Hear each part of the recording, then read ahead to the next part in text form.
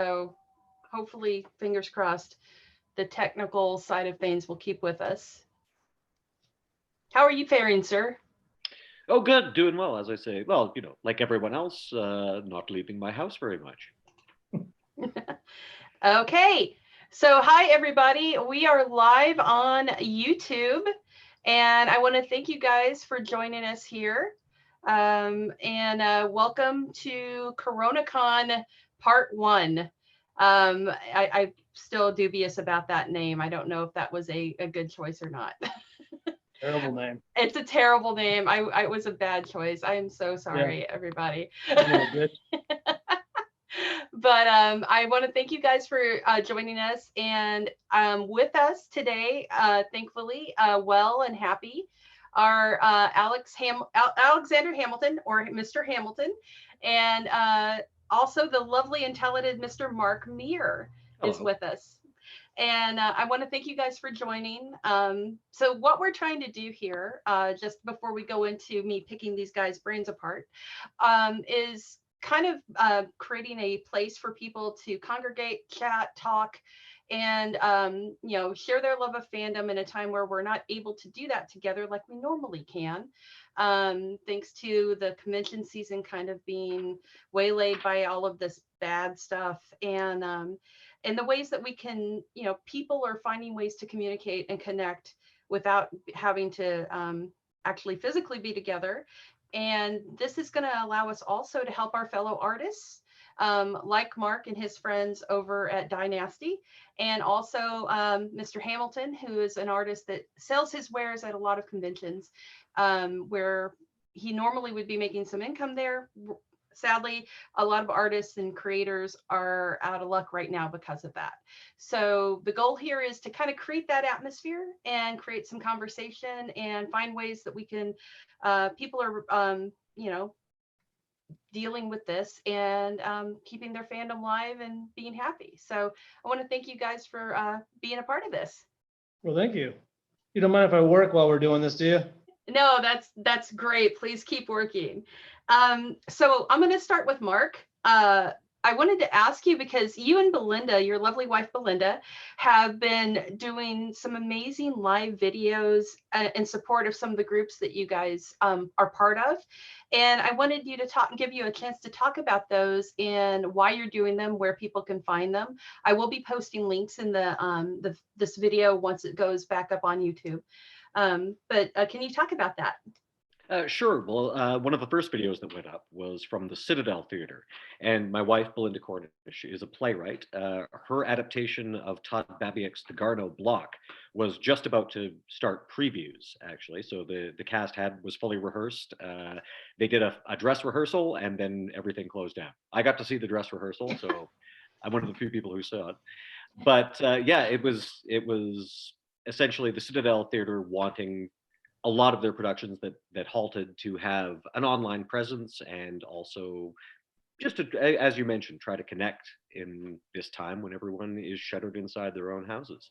And of course, it goes without saying that this has been devastating to a lot of people's lines of work, especially the arts, because a lot of people who live performance, for example, it's kind of hard to go see a play without going to a theater. And if all the theaters are closed, then of course there's nowhere to watch it. But now we managed to do an abbreviated scene where we played all the characters. Belinda and I are in the same house because we're married, so we're quarantined together. And also, I've been in a few sketch comedy troupes, so like everyone who's been in a sketch comedy troupe, I have a large box of hats somewhere in my house. So we basically did a scene playing about 8 different characters, switching hats back and forth. So that's up on the Citadel Theater's website currently. There is also a group down in Atlanta that I perform with on a fairly regular basis, Dad's Garage Theater, they're just an excellent bunch of folks, great improvisers, very funny people. My friends Lucky Yates and Amber Nash, who you may know from their voice work on Archer, are also core members of that theater. And when I was down there for Dragon Con last August, we ended up taping a performance of our improvised Dungeons and Dragons show, where I'm the dungeon master, everyone else in the show are player characters in full costume with all their equipment and whatnot. And we'd really just recorded that for archival purposes. There was a fellow named John Hudgens who was shooting an improv documentary, and he was just planning on getting some B-roll of us doing the show. But he ended up liking the show and so much that he just stuck around for the whole thing and shot it with 2 cameras. So when all the theater closures got announced, he was the one who contacted me and said, "Listen, I've got full footage of an improvised Dungeons and Dragons show, and fortunately, Dad's Garage is currently running what they call their social distancing TV channel. They have a Twitch channel. Social distancing TV. Yeah, they're basically everyone's doing little shows from their own homes. I believe Lucky Yates is doing a cooking show. So if you ever wanted, to cook breakfast with Krieger, then." Do check out Dad's Garage Twitch channel. And they're going to be broadcasting the improvised Dungeons and Dragons show that we shot in August on Friday, March 27th, I believe, at around 8 p.m. Eastern Daylight Time on their. So I'm sure you'll be sharing the links. I'll be sharing all of the links for those on this video and online as well through our social media for sure. Mm-hmm. That sounds amazing. And the thing to keep in mind, though, is this was shot back in August. So when you see this video of a bunch of people on stage together and touching each other and with an audience full of people, we are not breaking social distancing. This was a previously recorded show, just so you know. And then finally, there's the live improvised soap opera that I do called Dynasty. We meet on a regular basis. We have a weekly show with a continuing storyline, and essentially, both we and our fans were unable to go to the theater anymore. And funnily enough, we'd ended on a cliffhanger where a bunch of the characters, our current season is set in the early 20th century. So a bunch of the characters had all been quarantined for the Spanish flu. So Nicely done. Well, it was in the news, and we didn't really know how big it was going to get at that. So we did actually, with all of us streaming from our own homes, we basically picked up where we left off with the characters that were in quarantine, and we continued the storyline from there. And with everybody streaming from their own homes, of course, there's opportunity for more little, unplanned things to happen, like someone's dog coming in the room behind them and going nuts. So that ended up in us incorporating him into the show, and now there's a werewolf character in the show, so that all works out. And I'm not sure if you know, there's a program called Canada Performs that the National Arts Centre has put together, another sort of online concert series, and Dynasty will be doing a live stream for that in early April. I'm not sure if the date's been nailed down yet, but that'll be on the National Arts Centre's website, and I believe you should be able to watch it in the States as well. That's fantastic. Wow. That is a lot. So kind of piggybacking off of that question, one thing I have been wanting to ask you, as an actor and as a fan, how did D&D specifically, because it's a big part of your life. It is. How did that specifically help grow you into the master improviser and actor that you are now? Well, I'd have to completely credit Dungeons and Dragons as being my very first acting experience, and really what made me. That was the improv I was doing before I'd ever taken an improv class. I went to school in a very small town in rural Canada that didn't offer drama as an option. It was either straight scholastics or sports, really, and I went the scholastic route. But being a nerd and a Dungeons and Dragons player, that really gave me a creative outlet, and it helped that the group that I played with tended to play for laughs as well. So, for example, the innkeeper might be Barney Rubble, or that, lots of cartoon voices getting thrown into the mix. And especially when you're a dungeon master, as I often was, you have to play dozens of characters on the fly. So really, a lot of the early improv lessons I learned was from Dungeons and Dragons, and now I do an improvised Dungeons and Dragons show. So it all comes full circle. It's exactly. Hakuna Matata.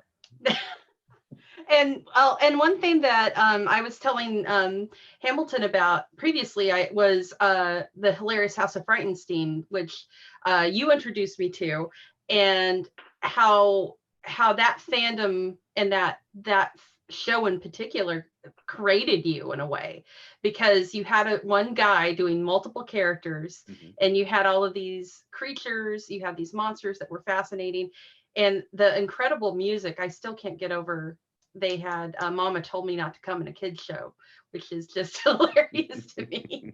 But for both of you, so I'm bringing you into this, Hamilton. Can you talk about what kind of influenced you growing up that brought you into your love of art and creativity, but also your love of like horror films? If it wasn't obvious by their background, guys, that these guys love horror movies. Do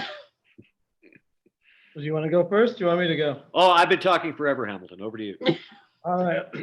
I think basically it started out with puppets, and then like Jim Henson and Muppets, and I wanted to be a puppeteer, and then as I got older, I thought, girls are cool, and I don't think it was a good puppets, which I found not to be the case, But when I was a teenager, I didn't know, and that's my kitty.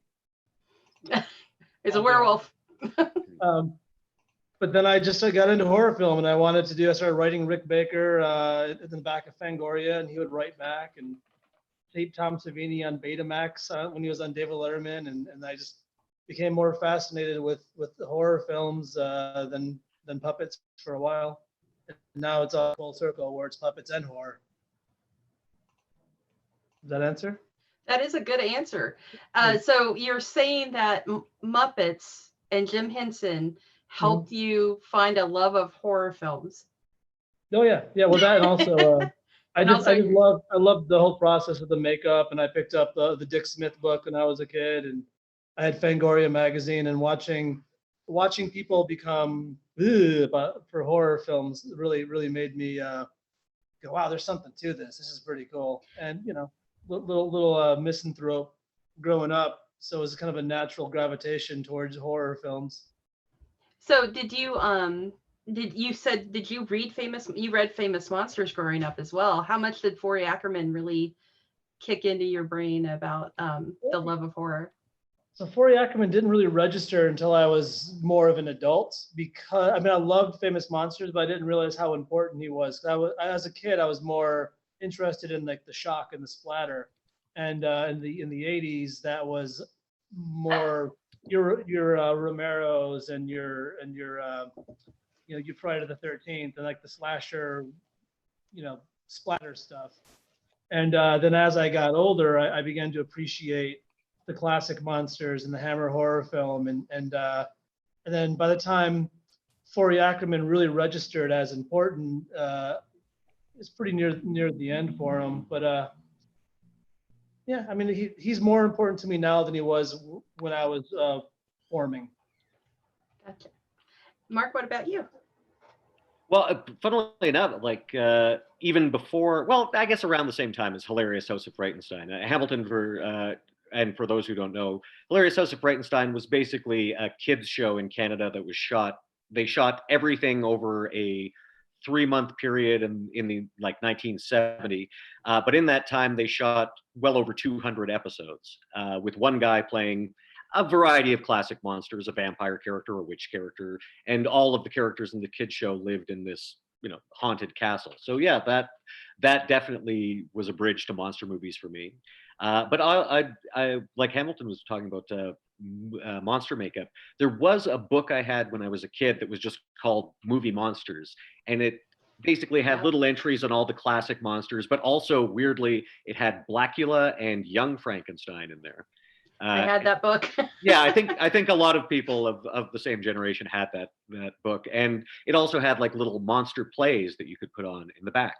And again, even though I didn't really do drama in school, that was something that always appealed to me. And of course, I tried to create like the Frankenstein makeup that they described in the book, and the headpiece you could make out of paper mache and all that.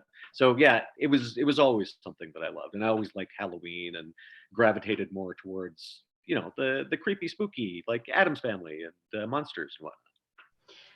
So one thing that I wanted to ask both of you, and I'll start with you, Mark, is the fact that, what you were saying about you were doing Dungeons and Dragons virtually. Right now, I think that's something that's actually picking up not only because of the situation, but also it allows people to do something across the, like miles. And that's pretty amazing right now. Can you talk about how you how you came to get into that, the virtual D&D, and how you utilize it for people that might not know that this is a thing that you can do. Well, I mean, I'd done it, essentially been invited to join other people's games, and that's how they were playing already. And one of the first ones that I played in, it was some folks that I'd met, that I'd known for a few years through DragonCon, and got to know better and hang out with at Gen Con, the big role-playing convention. And yeah, the very first game we played, I think we had myself in Canada, a couple of people in the States, someone in the UK, and someone in Australia, and all just playing a game of Dungeons and Dragons. And that's really nice because of course I've got friends all over the world. I'm actually going to be playing a remote Dungeons and Dragons game later this week with some friends in the UK, and we've done like some Call of Cthulhu LARP stuff together. But very little actual Dungeons and Dragons, so this is going to be fun. Nice. Yeah, and I've heard you talk about those. So is that the LARPing in the castle that you do, where you actually? That was D&D in a castle, which was another thing. That's actually playing Dungeons and Dragons in a castle. But if you want to wear, a robe and a wizard hat while you do it, no one is going to stop you. There is no judgment here. So Hamilton, I wanted to give you a chance to talk about what your art is so neat. Like, it's so unique and different. And like, as I said, back in the background, if you see it, he has got this amazing giant creature from the Black Lagoon head, but he's also got some other things that he's created. And one thing that you do that I really dig, and there's a cattail right there. That's awesome. Is the fact that you take like pop culture memorabilia, normal, sweet, good, wholesome, like Cupid dolls, and you create things with them, out of them, where you take kind of like the other side of the pop culture world and mesh it together. Can you talk about where you came up with the idea to do this and where your inspirations come from?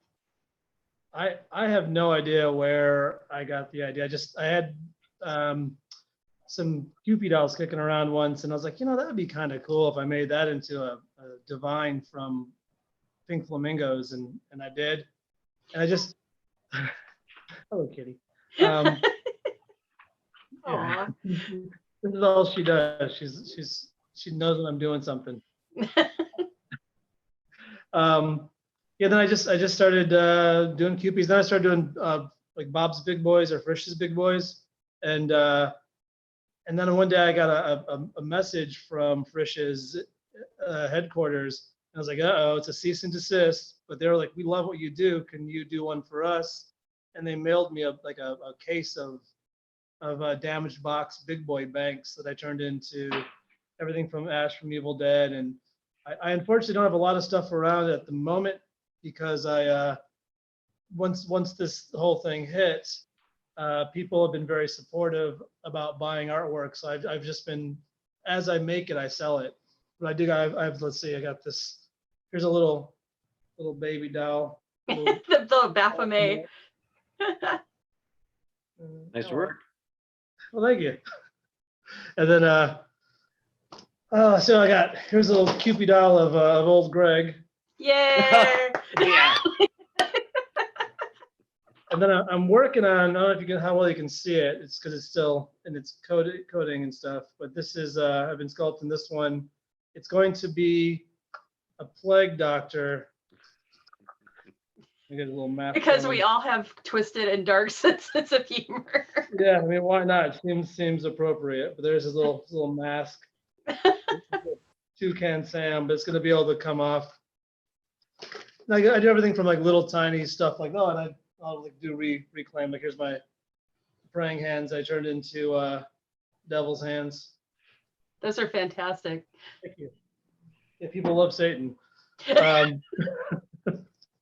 Yeah, then let's see. Can you see that? It's in frame. Yeah. Oh yeah, that's great. Yeah, it looks like a giant. Each one of the scales is like hand cut. It's made from chipboard, and there's a bicycle helmet inside. But I love giant carnival masks. Excuse my mess. There's another. Can you see that guy? Oh yeah. All right, here we go. Oh, Satan there. Yeah, This is I live in a studio apartment now, so there's my giant mask up there, which I did not make, but I love it. Oh, is that like a giant sized Ben Cooper mask or? Yeah, Yes. Oh, and a Me giant sized too. green giant. yeah. Actually, yeah, so it's that's a miniature sized green giant, I guess. That's a good point. Yeah, So that's who really cool. Target that? display. Was that by Zombie A Go-Go? Is that who made that? No, this actually was it's way bigger. It's like 4 feet tall, and it was for Target stores. Had the Oh, the vacuum form one, so it's like the really hard to find one, and apparently they're worth a lot of money. But I traded 2 Godzilla posters for it in at a Comic-Con. I think you got the better deal. Oh, I did. At the time, I didn't think so, but now I know so. Oh yeah, no doubt. So so I wanted to ask both of you too, you know, with what's happening and where we're all kind of stuck, what was the last show you've really binge watched? Because that's the big thing right now. Everybody is binge watching everything. They just made Picard available for free for a month, where you can stream everything on CBS All Access for 30 days. Yeah, so pretty smart to do that. And so what is the last thing that you binge watched, Mark? Well, we actually already got Picard for free because it was just on our Sci-Fi channel here in Canada. Oh, nice. Yeah, didn't have Lucky. to subscribe. But let's see. Oh, Succession. Actually, I just binge watched that, the Brian Cox series. Oh, yeah, I caught some of that, and that is twisted stuff. It's I- really good. Yeah, right. It's an amazing cast. I really enjoyed that. That was fantastic. So yeah, that would be the last thing that I binge watched. But I do have to, there's a few series I have to get through. I haven't seen season 2 of Happy yet. I was thinking of watching that. Oh my God, yeah, that's a great show. I love Chris Maloney just being insane. What about you, Hamilton? I just watched the latest season of Better Call Saul. Oh yeah. Yeah, great. Nice. And I love that show. I like it better than Breaking Bad. Breaking Bad makes me feel dirty, and I have to confess I've never watched the entire series because I'll watch like a season and go, oh, this is amazing. I feel sick, and then I have to turn it off for a while because it just makes me feel dirty. Because it's well done, it's a well fucking done show, Yeah. but it's also like, oh God, they're making meth. I don't like this. I feel uncomfortable. But you're rooting for them. Well, yeah, you catch yourself and you go, oh, ooh, who am I anyhow? Yeah, I agree with you about Better Call Saul, man. Bob Odenkirk is amazing in that. Oh yeah, He's so good. He's so good. the whole everyone in that show is great. Like Yeah. they even have like the love interest, which a lot of times in those shows is a throwaway. She's amazing herself. Like every actor in that show has got a powerful part. Yeah. And And of course, Mr. Michael Mando as Nacho. Man, he's doing some amazing work. Oh my there. God, yeah. But just I don't know if you've seen the last season they posted on I guess it's season 3, is it, on Netflix? But they really get into him a little bit more in that season, and I was very impressed by that. I don't want to give anything away if anyone hasn't watched it yet. I've also been watching Toast of London. Have you watched that? Oh, yeah. Yes. Yeah. I finally got my husband to watch What We Do in the Shadows, the TV series, and we finally got to the scene where the trial of the vampires happens, Right. and Yeah. like literally everybody is there, and Paul Rubens looks the same. Oh yeah. It's creepy. It's like, are you really a vampire? He's really a vampire. There's no way. I was gonna say the show that I just binge watched, there's been 2.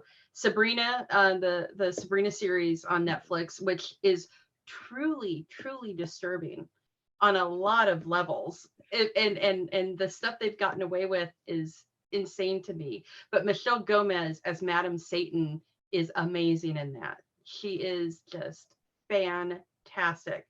And the other show was Tiger King, which Hamilton, that is so up your alley. I've heard about That those. is Yeah. on my to-do list. I'm sorry? Mark's heard about it. Tiger King, you realize halfway through the first episode that none of these people are decent human beings at all. there are no good people in any of it. They're just horrible, bad people, all of them. Even the one that's supposed to be the good one might have killed her husband, and probably did, and probably fed him to a tiger to get rid of the body. Okay. As one does. As one will, as you will, if they're there, use them. So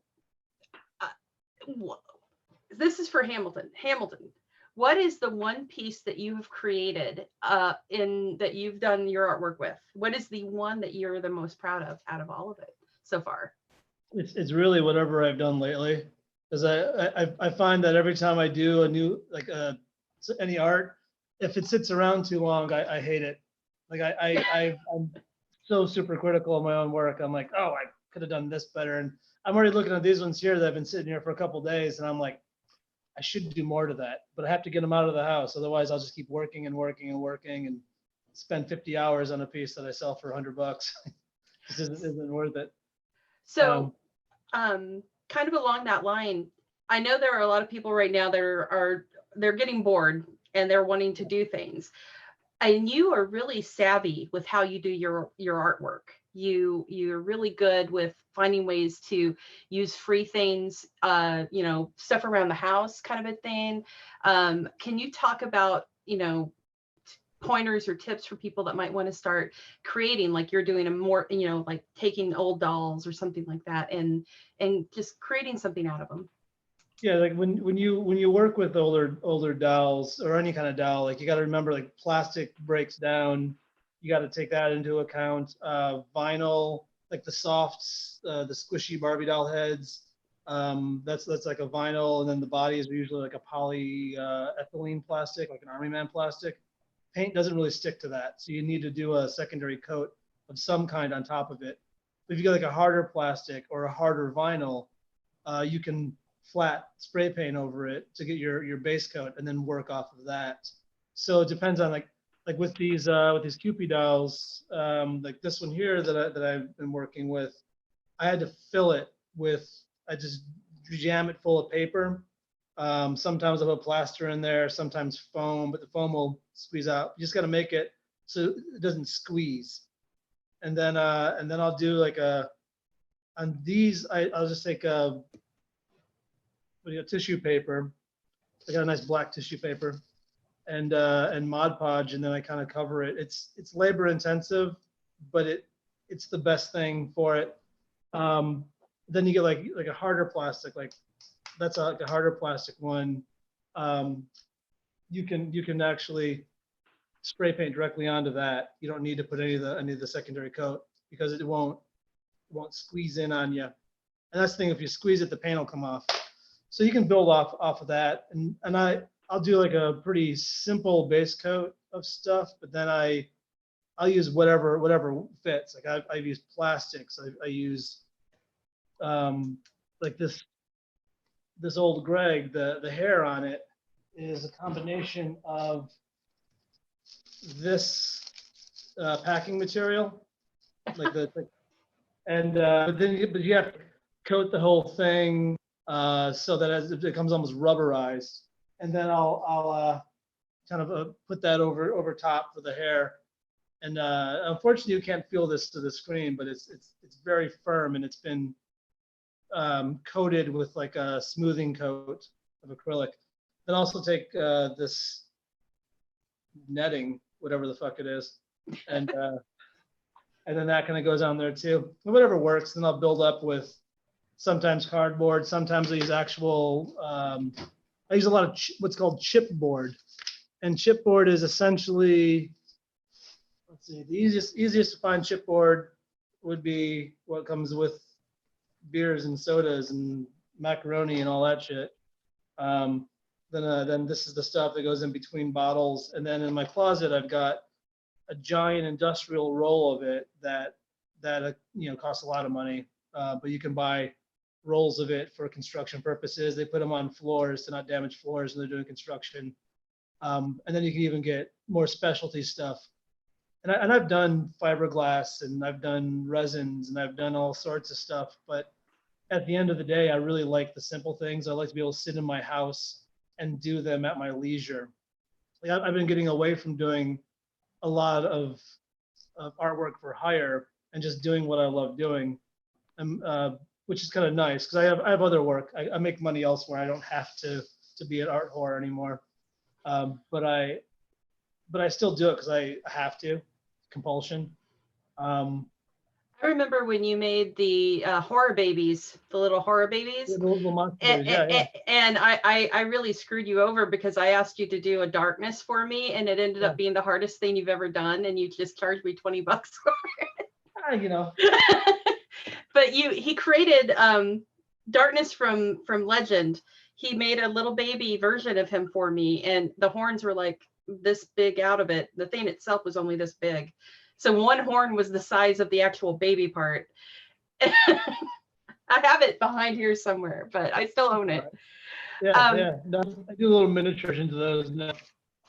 I don't bother the big ones anymore. Those were great. Those were really cute that you did. Yeah, my new policy in artwork now, just so anyone knows, I don't do straight up commissions. If somebody wants something, they can make a suggestion, and then if I feel like making it, I'll contact them.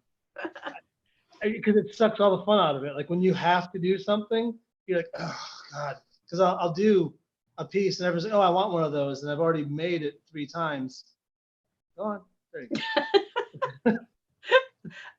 And we have cat butt. Yay! Hey, look at that. Welcome, Apocalypse. Fuck her up. Oh God. Oh my God. Well, guys, I wanted to give you a chance at the end of this to I wanted to know, because part of what we're doing here is we're trying to get people together and to talk and to, communicate across the ways. And I wanted to ask each of you, what is probably your most favorite convention memory? So Mark, I'm going to start with you. Oh, it would have to be the first time I was at a convention and somebody walked by me in a very elaborate Commander Shepard costume. For those who don't know, I did the voice of Commander Shepard in the Mass Effect video game trilogy. So actually getting to see someone walk by dressed up as my character and like in a very good costume that you could tell someone with skill had put a lot of work into, that was extremely gratifying. So of course I immediately introduced myself and asked for a picture. And then you said you had to go. And then I said I had to go. Yeah. So the person didn't realize that was your character? Well, they didn't until I excitedly ran up to them and went, "I play that guy. Oh, that's a great costume." And yeah, so I was just excited to meet them as they were to meet me. And again, it was an amazing costume. That's fantastic. Alex, or Hamilton, I keep seeing your name and I keep saying it. Hamilton, what was your favorite convention memory that you've had? Because you've had some doozies, because I've been there for some of them. Yeah, some of them I can't really talk about. I do interviews for Horror Hound, like sit down interviews with people, and I think that's probably my favorite thing to do now is just do the one-on-one interviews with people where we're removed from the convention floor, we're removed from all the fans, and we're in like a little room with a green screen, and I always make sure that I'm like, look, I don't need to talk to you about why you're here. Like I honestly don't give a shit about Hellraiser or Friday the 13th or any of that stuff. I mean, I like them. I'm glad you played those characters or involved in that. But you've been talking about that all weekend.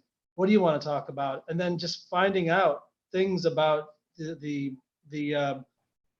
either the creators of those things or the actors or performers or the effects people, like just talking about food or other things or just random nonsense. And it's fucking amazing to just learn more about people because no one ever asked them about that. They only want to know about the thing that they're known for.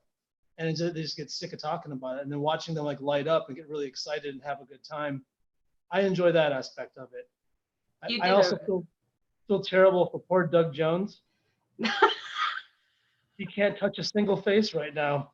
Oh, it's true.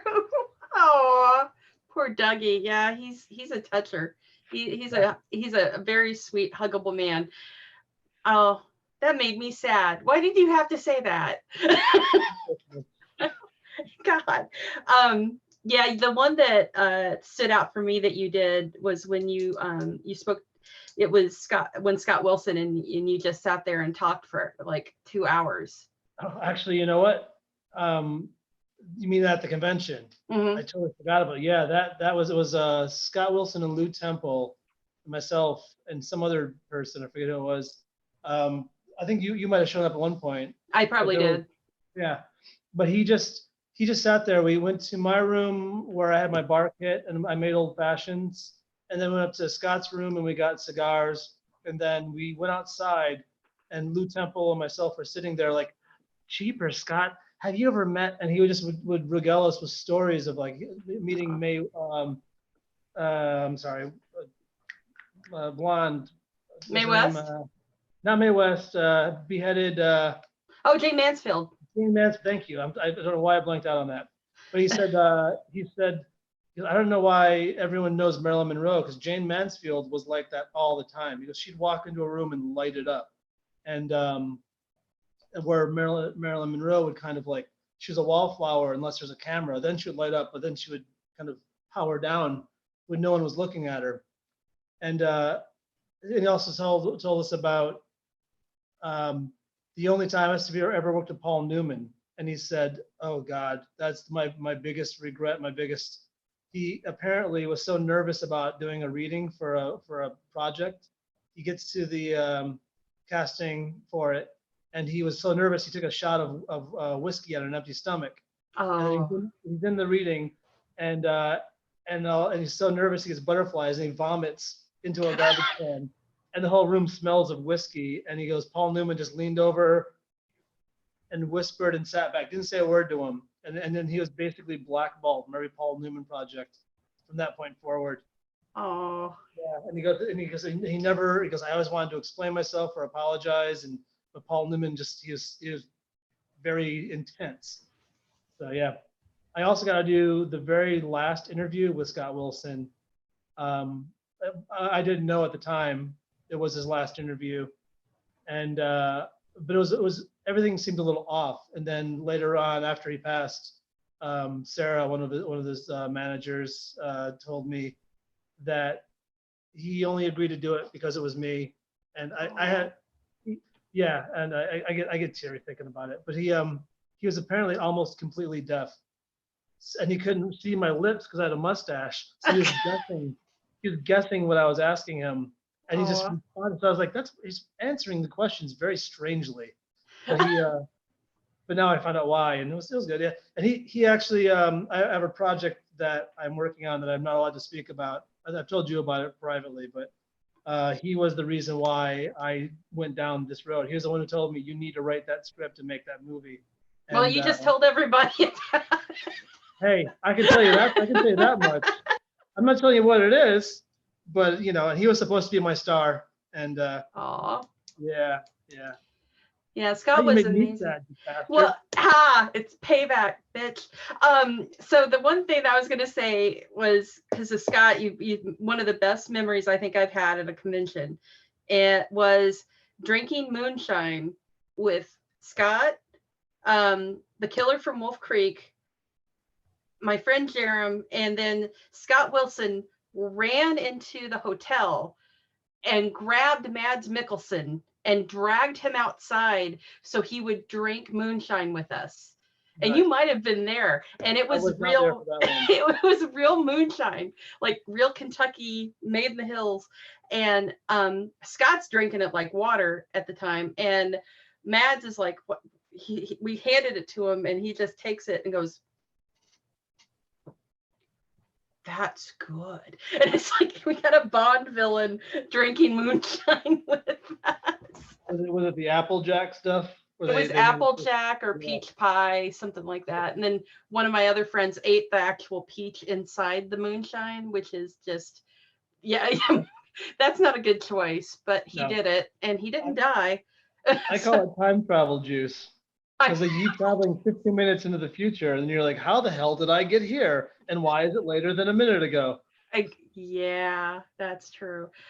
We've just scandalized anybody that's watched this. They'll never. But guys, I want to thank you so much. I know Mark. Poor Mark has no throat left after 8 hours of doing D&D, and but I just want to point out, Mark has shared with us on camera before the cabinet of curiosities behind him, which is filled with amazing things and goodies, and the Professor Chaos mask, correct? Oh, yeah, Dr. Von Chaos. Dr. Van Chaos, and so he's got a wonderful house full of things. At some point, I'm gonna talk him into taking us on a tour of his home, because I know he's got some cool stuff in there. But I want to thank you, Mark, for taking the time and joining us. This was always so much fun to talk to you. I'm glad to introduce you to the Mr. Hamilton there, who has some of the very same taste as we do, and you guys are fantastic. I hope that everybody shares this, because I will be posting this with links for everyone to see. Get the word out. Just because we're kind of homebound right now doesn't mean we can't enjoy what we love and create what we love. And share the word. As I've said, spread the word, not the virus, and let everybody know, we're still loving what we do, and we can still create from where we're at. And thank you guys so much for this. This is so much fun. Thank you. Thanks for having me. Thank you guys. So again, I will be sharing this across all social media platforms. There will be links down below that you guys can click on to check these guys out and doing what they do. We'll have a link to Hamilton's page on Facebook where you can see what he's got available right now to buy. And we'll have all the links to all the things that Mark is doing, because he never stops. He is always working every time I see him. So thank you guys again. And thank you for joining us. And we'll see you on part 2 of CoronaCon, and we may have a couple other special guests showing up as well for that too. So, and also Erica, I hope your face isn't hurting too bad. We were going to have another artist on here from Atomic Cotton, and she got the great news that she had to have a tooth pulled literally 4 hours ago. So yeah, she couldn't be talking right now, but she'll be joining us later, and we'll also have a link to Atomic Cotton down below as too. So thank you guys so much again, and we'll see you later. Stay safe. Thank you. Thanks.